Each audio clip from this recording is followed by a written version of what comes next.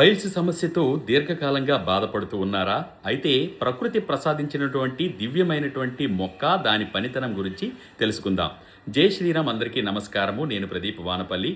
ముందుగా మా తల్లిదండ్రులకు, గురువులకు, పెద్దలకు పాదాలు పట్టి ప్రార్థిస్తున్నాను. ఇక్కడ మీరు చూస్తున్న మొక్క పేరు అతిబల అంటారు. నిజానికి పేరుకు తగ్గట్టుగానే దివ్యమైన శక్తిగల మొక్క అని చెప్తూ ఉంటారు. అయితే పైల్స్ సమస్యతో బాధపడే వారికి దీనితో దివ్యంగా తగ్గించేటువంటి అవకాశాలు ఉన్నాయి అని చెప్తూ ఉంటారు.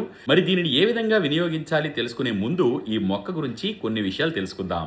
ఇది 3 మీటర్లు పొడవు పెరిగేటువంటి బహువార్షికపు మొక్క. దీని పువ్వులు పసుపు రంగులో కాడకి ఒకటి చెప్పున ఉంటాయి. దీని కాయలు చూడటానికి గిన్నె ఆకారంలో ఉండి పైనుంచి చూస్తే చక్రంలాగా అమర్చిన తయారు చేసినటువంటి దువ్వెనలాగా ఉండడం వలన దువ్వెన చెట్టు అని కూడా దీనిని పిలుస్తూ ఉంటారు.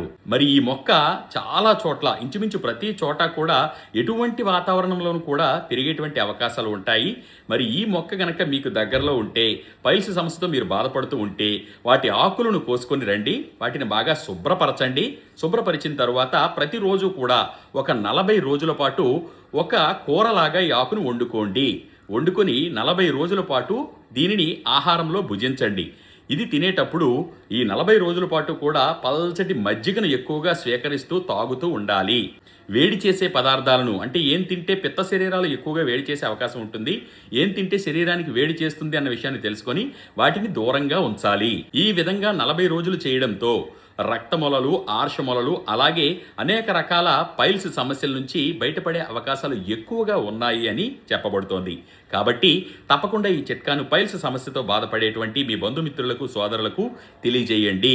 ఈ మొక్క మీకు తెలియాలని ఇక్కడ ఫోటోలో కూడా చూపిస్తూ ఉన్నాను, గమనించగలరు. పూర్వీకులు తెలియజేసిన ఋషులు, మునులు కనుగొన్నటువంటి అనేక ఆయుర్వేద ఔషధాలను, ఇంట్లో చేసుకునే విధానాలను తెలుసుకోవడం కోసం ఫేస్బుక్, ఇన్స్టాగ్రామ్, యూట్యూబ్లలో డాక్టర్ ప్రదీప్ వానపల్లి పేజీలను ఫాలో అవుతూ ఉండండి. సర్వే జనా సుఖినో భవంతు, సర్వే సుజనా సుఖినో భవంతు. ధన్యవాదాలు.